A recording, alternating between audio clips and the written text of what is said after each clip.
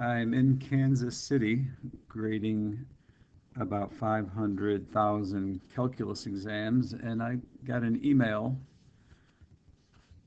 request to explain some questions from the pre-calculus final exam review packet.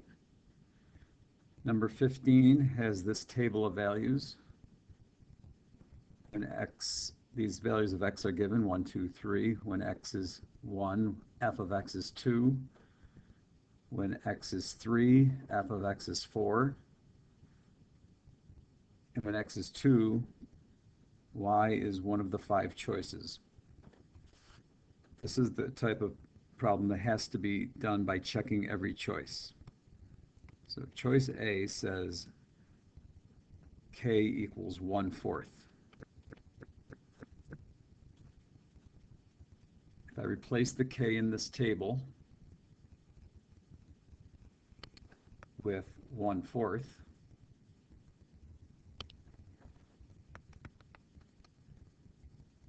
I will get a graph.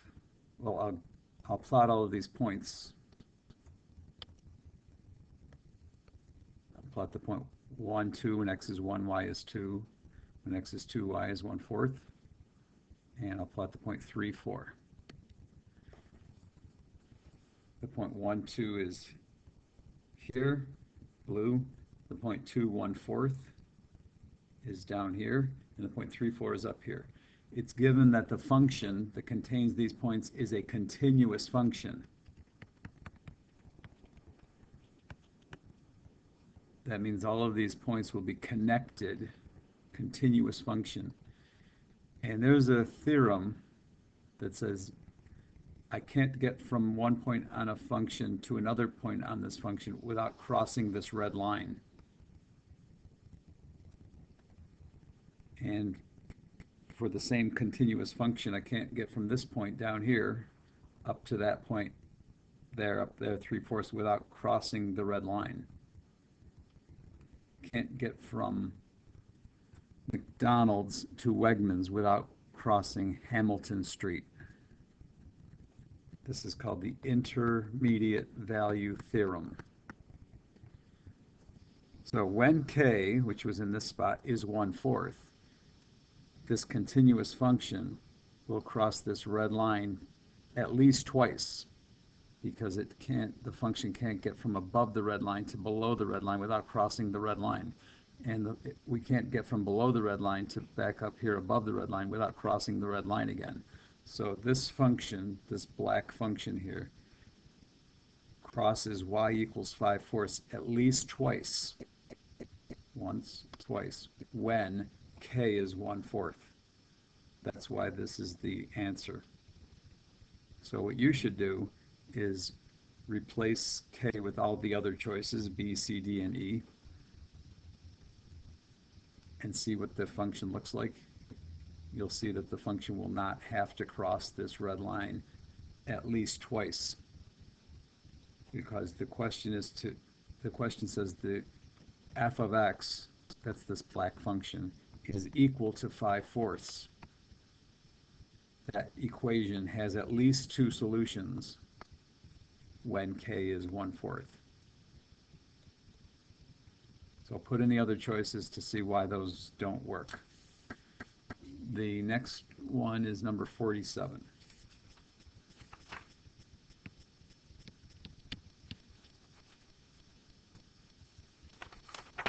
F of x equals the square root of 2x. In other words, f of x equals 2x in parentheses to the 1/2. The derivative of this function, using 4 bells, is 1/2 times 1. Ding. 2x gets copied. Ding. 1/2 becomes negative 1/2. Ding. Don't forget to multiply by the derivative of what's inside the parentheses. Ding. In a simpler form, the derivative of the square root of 2x is 1 over the square root of 2x, because 1/2 times 2 is 1. and 2x to the negative 1/2 is written here in the denominator as 2x to the positive 1/2.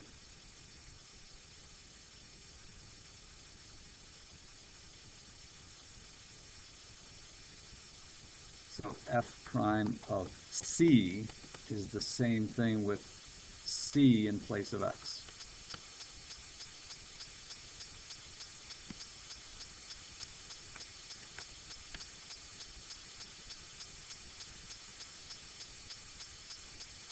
So exercise 47 says the rate of change of f at x equals c is 4 times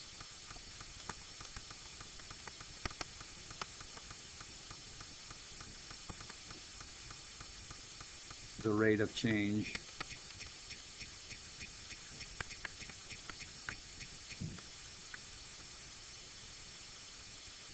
at x equals 1. These words, the rate of change of a function at x equals c, very important to know that that is the symbol for all that is f prime of c. The rate of change of a function means the derivative of the function at x equals c. The symbol for this word equals. The symbol for this 4 times.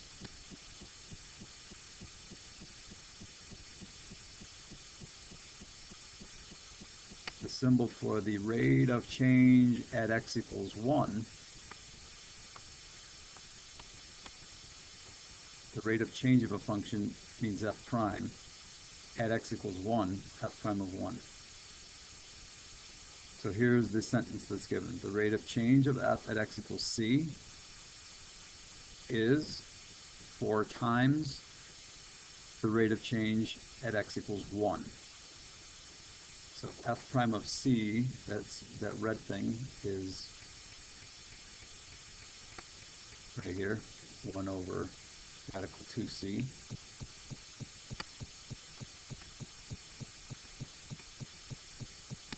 equals 4 times, so f prime of 1 is going to be 1 over radical 2 times 1. F prime of c is the derivative with c in place of x.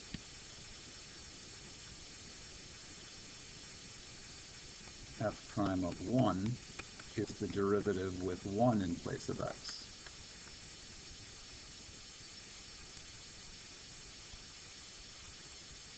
So we're just going to solve this red, green, blue, purple equation. 1 over radical 2c equals 4 over radical 2. 4 times 1 is 4. Under the 4 is a 1. 1 times radical 2 is radical 2. Cross multiply.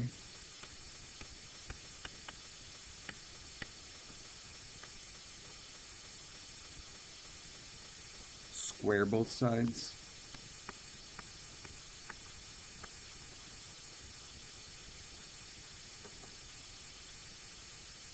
After squaring both sides, we get 32c equals 2. Divide both sides by 2. Divide both sides by 32. So this is the answer.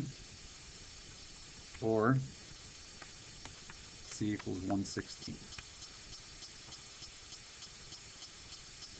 The next one is number 66.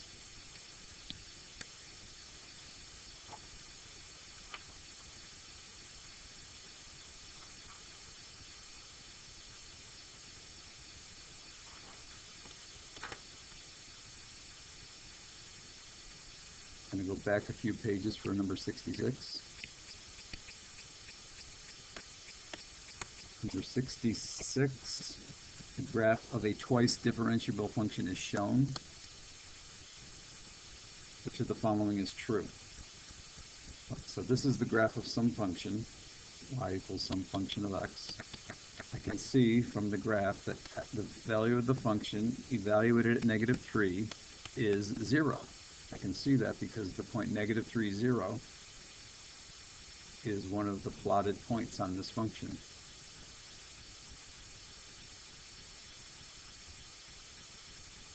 What I also can see is that the derivative of this function at -3 is some positive number.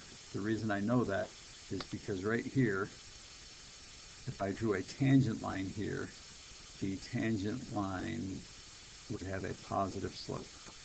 Anytime a function is increasing, a derivative where the function is increasing is positive.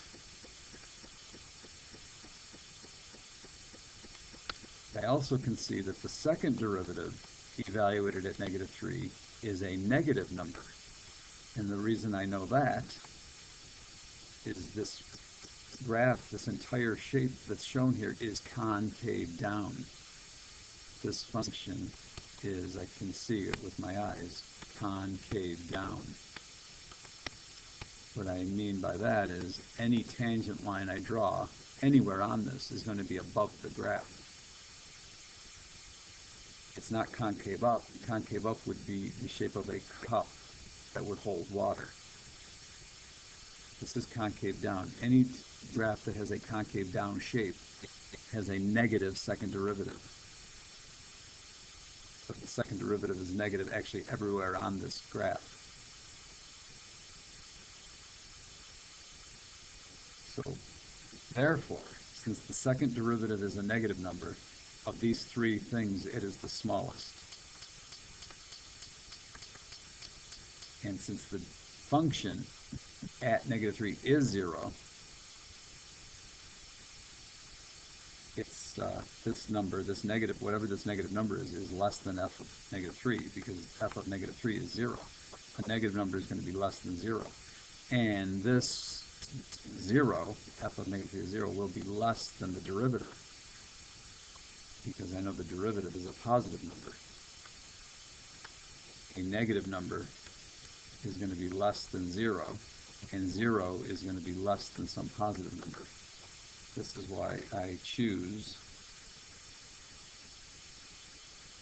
should I C?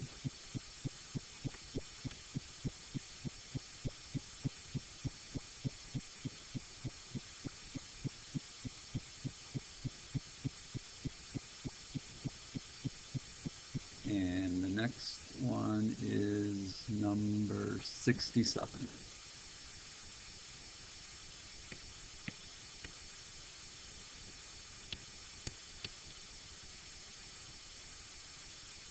Suppose f of x is equal to the square root of x.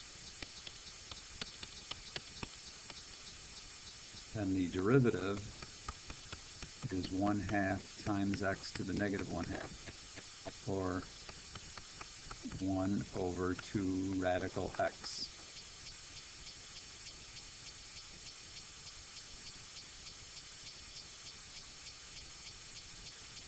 Suppose some other function is just x, then the derivative of that function is 1. So now here are words that I can put into symbols. Before I do that, I want to point out that the derivative of this first function, when x is 16, is 1/2 radical 16, which is 1/8. So they're the words, rate, these are the words in exercise 67, rate at which the square root of x is increasing when x is 16 is 1/k times rate at which x is increasing.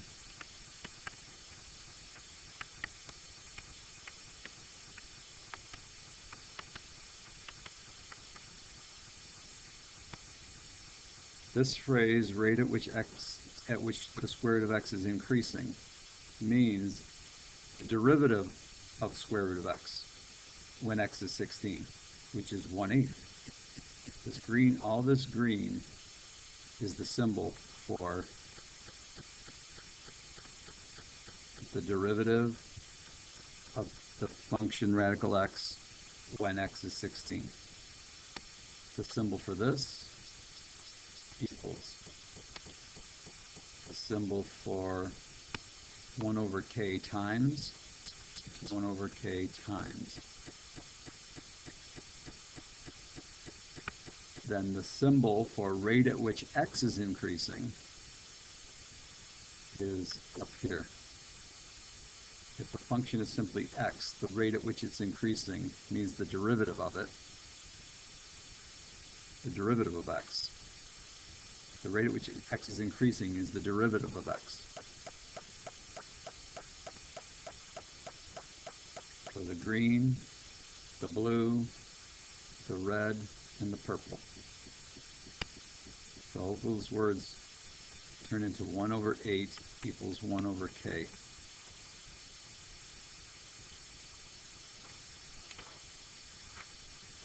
Which leads to the answer k equals 8.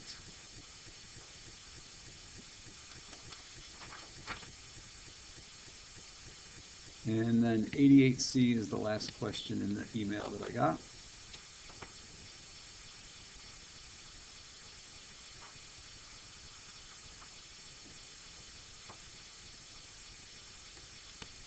X to the second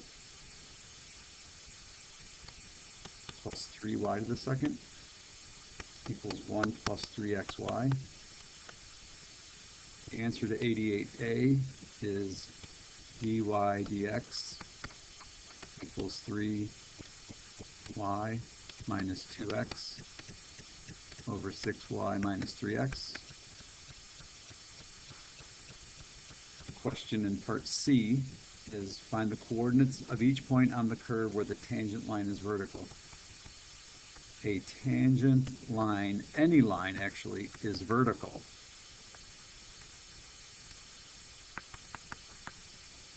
Any line is vertical when its slope is undefined, or the slope does not exist. So slope of vertical lines do not exist. A horizontal line has slope 0, but a vertical line has slope that does not exist. Here's the derivative of this function, which means the slope of the tangent line. The tangent line will be vertical when the derivative does not exist. Fractions do not exist when the denominator is equal to 0. Slope not existing means the denominator of the slope is 0. The denominator. From this, we get 6y equals 3x. And I could either divide both sides by 6, or I could divide both sides by 3. Could do either of those. Since I divided by 3, I can now replace in the original equation, the equation of the curve, to find a point on this curve, which is what's being asked. I can replace every x in the equation of the curve with 2 times y. Based on this right here, x is equal to 2 times y. So any equation, for any equation on the curve, this is true.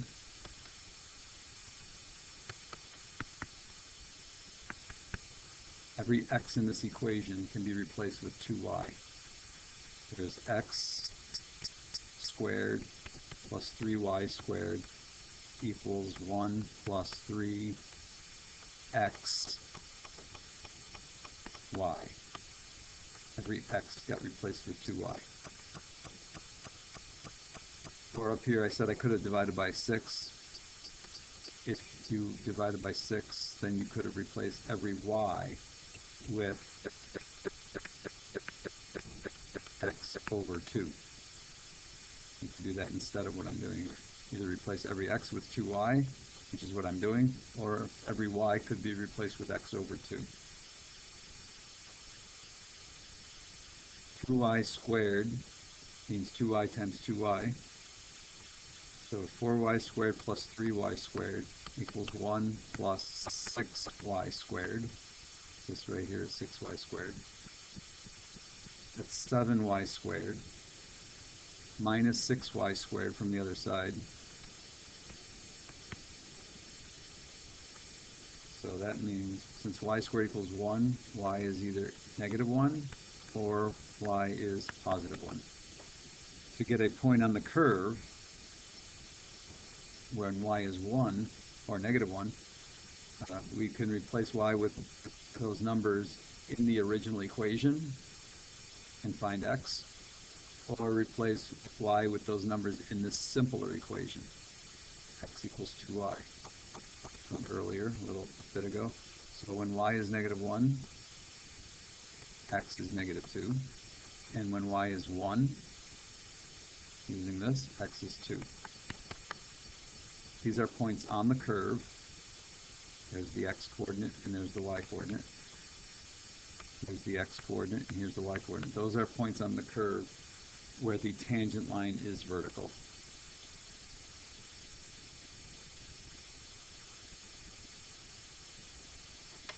And you can stop this video now, or you can hang on a minute and watch what the graph looks like if you want to.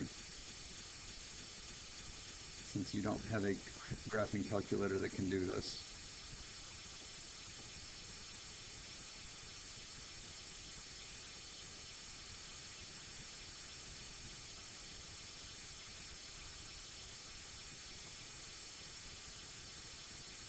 X squared plus 3y squared equals 1 plus 3xy looks like this.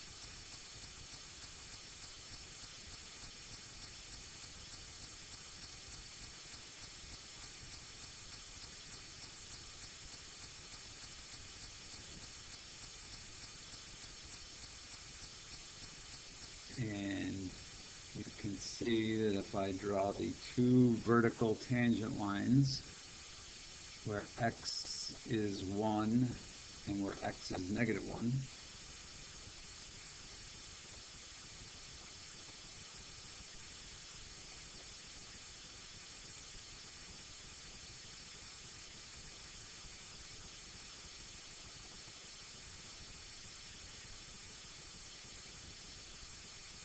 actually it's x equals 2 and x equals negative 2.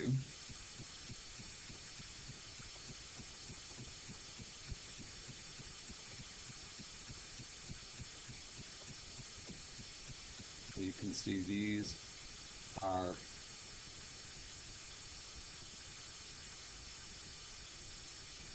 not correct.